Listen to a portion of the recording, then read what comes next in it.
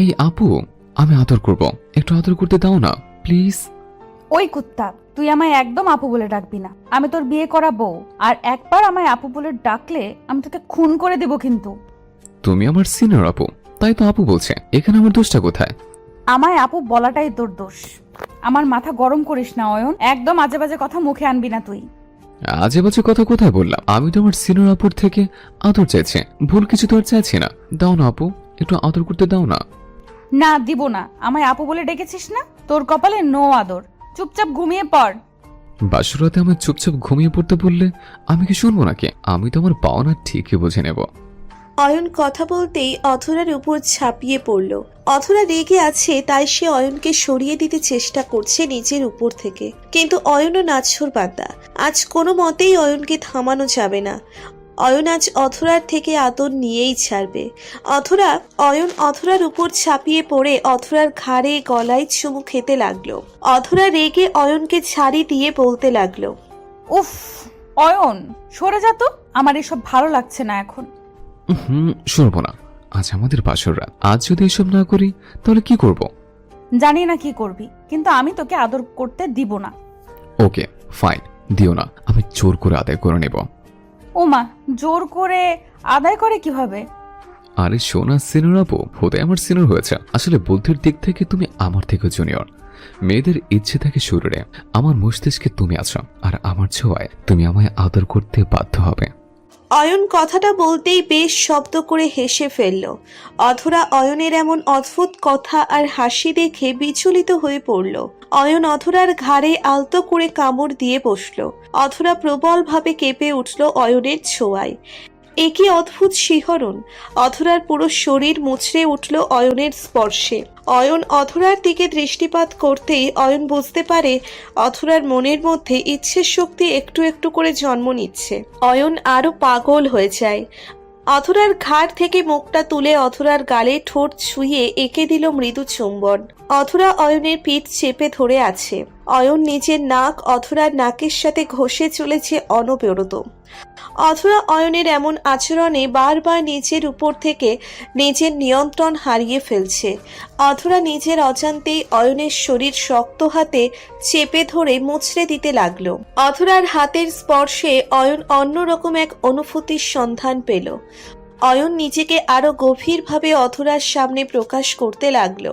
অয়ন অধরার নাক থেকে নেমে অধরার গোলাপের পাপড়ির মতো ঠোঁটজোড়ার মধ্যে নিজের ঠোঁটজোড়া ডুবিয়ে দিল। অধরা অয়নকে বারবার না না করে যাচ্ছে, কিন্তু অধরা অয়নকে কোনো প্রকার বাধা দিচ্ছে না। অয়নের কাছের মানে স্পষ্ট। অধরা চাইছে অয়নের ভালোবাসার আদর। অয়ন অধরার ঠোঁটে নিচের ঠোঁট ডুবিয়ে দিয়ে উন্মাদের মতো করে কিস করছে অধরাকে। অয়নের এই ঠোঁটজোড়ার স্পর্শ অধরাকে নিচের মধ্যে থাকতে দিল না। অধরাও অয়নের মধ্যে হারিয়ে যেতে লাগলো। অধরা অয়নের ঠোঁটজোড়ায় কিস করে জানান দিল যে হ্যাঁ, সেও অয়নের স্পর্শ পেতে চাইছে। দুজনের মাঝে হারিয়ে যেতে চাইছে এখন। অধরা অয়নের পিঠের উপর নিজের নখ চেপে ধরল। অয়ন আর নিজেকে সামলাতে পারল না। অধরাকে আরো শক্ত করে জড়িয়ে ধরে অধরার ঠোঁটজোড়ায় কিস করতে লাগলো। মিনিট খানেক পর অধরা অয়নের ঠোঁটজোড়া ছেড়ে দিল। অধরা অয়নের ঠোঁট ছেড়ে দিতেই অয়ন বেশ অবাক হলো। অয়ন নিজের ঠোঁটজোড়া আলগা করে অধরার চোখ বরাবর নিজের দৃষ্টি রাখলো। অধরা ঘেমে গেছে একদম, আর বড় বড় নিঃশ্বাস ফেলছে। অয়ন অধরাকে উদ্দেশ্য করে মৃদু কণ্ঠে বলল, এই কি হয়েছে, সব ঠিক আছে তো? অয়নের প্রশ্নের জবাবে অধরা ভেঙচি কেটে বলতে লাগলো, কিছু ঠিক নাই। তুমি জুনিয়র না আমার? আল্লাহ আজ থেকে তুমি জুনিয়র প্লাস জিনিয়াস। একদম প্রফেশনাল কিসিং পার্ট করে দিলে। কত বছরের অভিজ্ঞতা আছে গো? অধরার কথা শুনে অয়ন অধরার উপর থেকে নেমে অধরার পাশে শুয়ে পড়ল। বেশ শব্দ করে হেসে দিয়ে অয়ন অধরাকে উদ্দেশ্য করে বলতে লাগলো, অনেক বছরের অভিজ্ঞতা গো, শুধুমাত্র হাতে কলমে প্রশিক্ষণের অভাব ছিল, আজ সে অভাবটা মিটিয়ে নিয়েছিলাম। যদি অন্য কোথাও এই পর্বটা অ্যাপ্লাই করো না জানো, তোমাকে আমি কুচি কুচি করে কেটে ফেলবো। তাই করো, আগে তো আমি সবটা করতে দাও। সবটা করতে দেব মানে? আরো কিছু কি বাকি আছে? এই অধরা, এসব কি বলছো? খেলার মাঠে এসে বলছো টস করতে? ও মা, তো শেষ হতে কি খেলা শেষ নাকি? এখনো কত কিছু বাকি আছে। একটা একটা পার্ট দেখে শুনে খেলা শেষ করতে হবে। কত কাজ আমার। আচ্ছা অয়ন, আমায় একটু বুঝিয়ে বলো তো এই খেলাটা কি? মানে সবাই বলে খেলা হবে হচ্ছে, এটার মানে কি? সত্যি আমি বুঝতে পারি না এই কথার মানে। এইসব তো আর এইভাবে বলা যায় না, খেলে খেলে বোঝাতে হয়। আসো আমরা এখন খেলে। আল্লাহ জানে কি খেলার কথা বলছো, আমি তো ভাই কিছুই বুঝতে পারছি না। চাপ নিও না, আমি তো আছি বুঝিয়ে দেওয়ার জন্য। অয়ন কথাটা শেষ করতেই আবার অধরার উপর ঝাঁপিয়ে পড়ল। অধরা অয়নের দিকে তাকিয়ে মুচকে হাসি দিল। আসলে অধরা সব জেনেই অবুঝ হয়ে গেছে, কারণ অধরা চাই তার স্বামী তার ইচ্ছে মতো তাকে আদরের সোহাগে ভরিয়ে দিক। অয়নও তাই করেছে। অধরার মাঝে ডুবে যাচ্ছে সে। অয়ন অধরার সারা শরীরে নিজের ঠোঁটের পরশ এঁকে দিল। অয়নের প্রতিটি স্পর্শ অধরার মনে এক অন্যরকম ভালো লাগার অনুভূতির জন্ম দিয়ে যাচ্ছে। এমন ভালোবাসার অনুভূতি এই প্রথম তার মনের মধ্যে জেগেছে। এর আগে কখনো এমন ভালোবাসার পরশ অধরা পায়নি। অয়ন অধরাকে নিজের খুশি মতো আদর করতে লাগলো। অধরার অয়নের সাথে সমান তালে রেসপন্স করতে থাকলো। দুজনে দুজনের মধ্যে মিশে একাকার হয়ে যাবে আজ। আসুন আদরের মাঝে অয়ন আর অধরার পরিচয়টা দিয়ে নিই। অয়ন আর অধরার সিনিয়র জুনিয়র, ব্যাপারটা একটু অদ্ভুত হলেও সত্যি। অয়ন অধরার থেকে 1 মাসের ছোট, সেই সূত্রে অয়ন অধরার ছোট। অয়ন আর অধরার মাঝে পারিবারিকভাবে কোনো সম্পর্ক নেই। অয়ন আর অধরার বিয়েটা হয় লাভ ম্যারেজ। পরিবার মানতে নারাজ ছিল, কিন্তু অয়ন আর অধরার ভালোবাসার কাছে পরিবার বেশিক্ষণ টিকে থাকতে পারেনি। কথায় আছে না, সত্যিকারের ভালোবাসাগুলো ঠিক পূর্ণতা পাবে। অধরার আর অয়নের ক্ষেত্রেও ঠিক তাই হয়েছে। অয়ন আর অধরার দুজন নিজেদেরকে খোঁচা মেরে সিনিয়র জুনিয়র বলে ডাকে, কিন্তু এদের মধ্যে ভালোবাসাটা বিশাল। পরিচয় পর্ব শেষ, এখন চলুন বাসর ঘরের খাটে যাওয়া যাক। অয়ন অধরার বুকের উপর মাথা রেখে শুয়ে আছে। অধরা অয়নকে উদ্দেশ্য করে একটু অভিমানী কণ্ঠ নিয়ে বলল, সারা জীবন শুনেছি স্বামীর বুকে স্ত্রী মাথা রাখে, আর আজ দেখলাম স্বামী স্ত্রীর বুকে মাথা রেখে শুয়ে আছে। আল্লাহ, কালে কালে আরো কত কি দেখতে হবে। সবাই তো স্ত্রীকে ক্লান্ত করে, কিন্তু আমার স্ত্রী আজ আমায় ক্লান্ত করে ফেলেছে। উফ, আমি শেষ। তাই তো আমার স্ত্রীর বুকে মাথা রেখে একটু শান্তি নিচ্ছে। এই যাও, কি সব বলছো? হ্যাঁ, আমি কি করলাম? তুমিই তো আমায় শেষ করে ফেলেছো। এমন করে করে এই করতে পারো? বাবা রে বাবা, মনে হচ্ছে কত বছরের অভিজ্ঞতা সম্পূর্ণ একটা ছেলে। তাই নাকি? আমার তো কোনো পূর্ব অভিজ্ঞতা নেই, তবে আমার টিচাররা থেকে যতটুকু দেখেছে আর কি ততটুকু শিখেছে। এইসবের মাঝে আবার টিচার আসলো কেমন করে? এই সত্যি করে বল, তুই কার সাথে এমন করেছিস? আরে ধুর, আমি কারোর সাথে কেন করতে যাবো? তুমিও না, কিছুই বলছো না। ছাড়ো সেসব, আগে বলো আমি তোমার কি শেষ করেছে? একটু দেখি তো কোথায় কি শেষ করে দিয়েছে। কথাটা বলতেই অয়ন আবার দুষ্টুমি করতে লাগলো। অধরা অয়নের দুষ্টুমি থামিয়ে দিয়ে অয়নকে উদ্দেশ্য করে বলতে লাগলো, এই আবার শুরু করে দিছো? একদম হাত কেটে ফেলবো তোমার। ওকে ফেলো, হাত লাগবে না আমার। তাই?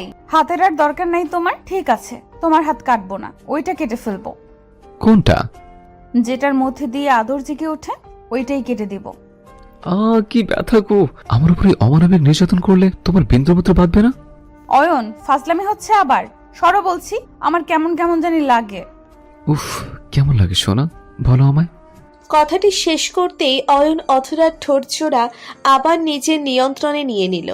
অধরা কিছুই বুঝতে পারছে না এই অয়ন এমন করছে কেন, আর না অয়নের ডাকে সাড়া না দিয়ে সে থাকতে পারছে।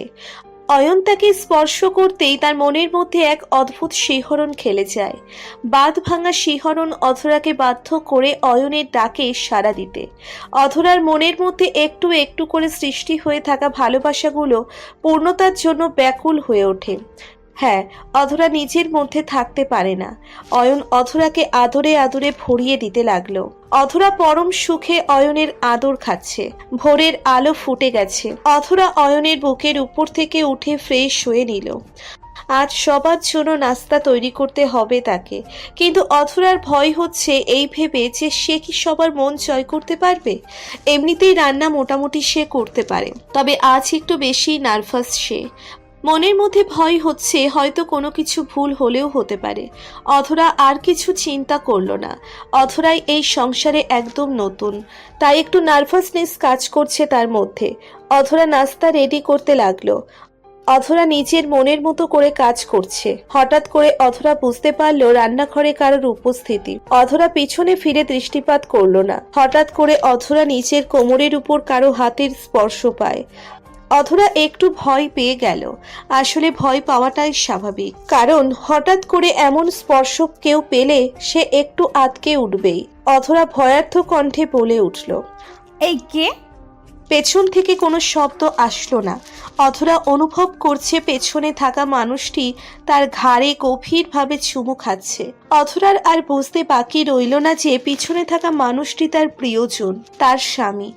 অধরা অয়নকে উদ্দেশ্য করে কিছু বলছে না, নিজের মতো কাজ গুছিয়ে নিচ্ছে সে। অয়নের অধরার এই নীরবতা পছন্দ হলো না। অয়ন সকল নীরবতা ভেঙে নিয়ে অধরাকে উদ্দেশ্য করে অধরার ঘাড়ে মুখ ঘষতে ঘষতে বলল, এই ফাজল সিনিয়র আপু, আমায় একা রেখে এখানে কি করছো? উফ অয়ন, ফাজলামি করো না। দেখছো তো নাস্তা রেডি করছি, আমায় ডিস্টার্ব করো না তো। আমি তো তোমায় ডিস্টার্ব করছি না, আমি তো আমার সোনার লক্ষ্মী বউকে আদর করছে। অয়ন, অধরা প্লিজ আমাকে এমন ফোর্স করো না, আমি এত আদর করতে পারি না। উফ, আমারও তো একটু রেস্টের দরকার আছে, তাই না? অয়নের কথা শুনে অধরা মিটমিটিয়ে হাসতে লাগলো। অয়নের মনের কথা অধরা খুব আগে থেকেই জানে। অয়নের এখন তার বউকে ভীষণ আদর করতে ইচ্ছে করছে, কিন্তু অধরা চায় না অয়ন এখন কোনো প্রকার দুষ্টুমি করুক। তাই অধরা অয়নের হাত নিজের কোমরের উপর থেকে আলতো করে সরিয়ে দিয়ে অয়নকে উদ্দেশ্য করে বলল, বাহ জনাব বাহ, এত রোমান্টিকতা আসে কোথা থেকে তোমার? বলি রাতে যে একটু ঘুমাতে দাও নাই, তবুও আদর করা শেষ হয়নি? আরে ধর, রাতে কি করলাম? ওইটা তো জাস্ট একটা ট্রেলার ছিল মেরে জান, ফুল পিকচার এখনো বাকি। বাকি আছে যেটা, ওটা ফাঁকি দাও। আমার এখন কাজ আছে, আমি তোমার এসব অত্যাচারে একদম অতিষ্ঠ। শরীর এখনো ব্যথা করছে। ও মা তাই? কোথায় কোথায় ব্যথা করছে আমার জানটার? দেখি শোনো, আমি দেখাও কোথায় ব্যথা করছে। কথাটা শেষ করতেই অয়ন অধরার পিঠে হাত বুলিয়ে দিতে লাগলো। অয়নের এই আলতো স্পর্শ অধরার মনের মধ্যে এই ভালোবাসা আবেশ তৈরি করে দেয়। অধরা নিজেকে সামলে নিয়ে বলল, এখন যত ইচ্ছে চেষ্টা করতে থাকো, আমি তোমার সাথে নেই। আর শোনো, এটা তোমার রুম না, ওকে? যে কোনো সময় বাড়ির মানুষ আসতে পারে, তখন লজ্জা পেয়ে আমায় বলো না আমি সাবধান করি নাই। লজ্জা তো শুধু আমার আছে, তাই আমিই পাই, আর কারো বুঝে নাই। না নাই হয়েছে। তাই তোমার লজ্জা নাই আমার লজ্জাহীনা রূপবতীকে? অধরা অয়নের দিকে অগ্নি দৃষ্টিতে তাকিয়ে আছে। অধরা যখন রেগে যায় বা হাসে তখন তার গালজোড়া লাল হয়ে যায়। অয়ন অধরার অগ্নি দৃষ্টিতে মোটেও ভয় পেল না, বরং অধরার দিকে তাকিয়ে মুচকি মুচকি হাসতে লাগলো সে। অধরা অয়নের দিক থেকে মুখ সরিয়ে নিয়ে আবার কাজ করতে লাগলো। অধরা মুখ সরিয়ে নিতেই অয়ন অধরাকে উদ্দেশ্য করে মৃদু কণ্ঠে বলল, আচ্ছা যাও, কাজ করবে তো? আমিও করে দিচ্ছি, তোমার সাথে তোমার কাজ, কিন্তু কাজ শেষে আমায় আদর করতে হবে। অয়নের বাচ্চাদের মতো কথার ধরন দেখে অধরা হেসে ফেলল। অধরা হাতে আটা ছিল। অধরা সেই আটার সম্পূর্ণ হাত অয়নের গালে আলতো করে ছুঁয়ে দিয়ে বলে উঠল, আজ তো একটা ফাজিল। অয়ন অধরার দিকে তাকিয়ে মিষ্টি একটা হাসি দিল। অধরার কাজের 70% অয়ন নিজেই করে দিল। আসলে কথাই আছে, মানুষ গিফট পাওয়ার জন্য সবকিছু করতে পারে। অয়নও ঠিক তেমন হয়ে গেছে। অধরার আদর পাবার জন্য সে অধরার সব কাজ নিজেই একা করে দিতে লাগলো। অধরার কিন্তু এই ব্যাপারটা সেই লাগছে। আহারে, লোভী একটা বর পেয়ে অধরা নিজেকে ভীষণ লাকি ভাবতে লাগলো। আর লাকি ভাববে নাই বা কেন? অয়ন যে এক নারীতে আসক্ত। অয়ন শুধুমাত্র তার স্ত্রীর প্রতি তীব্র দুর্বল। অধরা ছাড়া অন্য কাউকে না অয়নের আগে ভালো লাগতো, না কখনো অয়ন অন্য কোনো নারীতে আসক্ত ছিল। অয়নের ভালোবাসার সবটা জুড়ে শুধুই অধরার অবাধ বিচরণ। কাজ সব শেষ করতেই অয়ন নাস্তার টেবিলে চলে আসে। নাস্তা শেষ করে অয়ন নিজের রুমে এসে অপেক্ষা করতে থাকে অধরা কখন আসবে। কিন্তু অপেক্ষার প্রহর ক্রমশ বাড়ছে, কিন্তু অধরার কোনো দেখা পাওয়া যাচ্ছে না। এইদিকে অয়নের মনটা আদর খাবার জন্য বড্ড বেশি চঞ্চল হয়ে যাচ্ছে।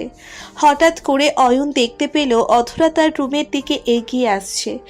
অয়নের অপেক্ষার অবসান ঘটল। অধরা অয়নের রুমে এসে অয়নকে উদ্দেশ্য করে একটু সিরিয়াস হয়ে বলল, জানো অয়ন, আজ কি দিন? না তো, কি দিন? আজ শুক্রবার, তাড়াতাড়ি বাজারে যেতে হবে তোমায়। সো দ্রুত রেডি হয়ে নাও, আমি একটু রেস্ট করব এখন, ভীষণ ক্লান্ত লাগছে আমার।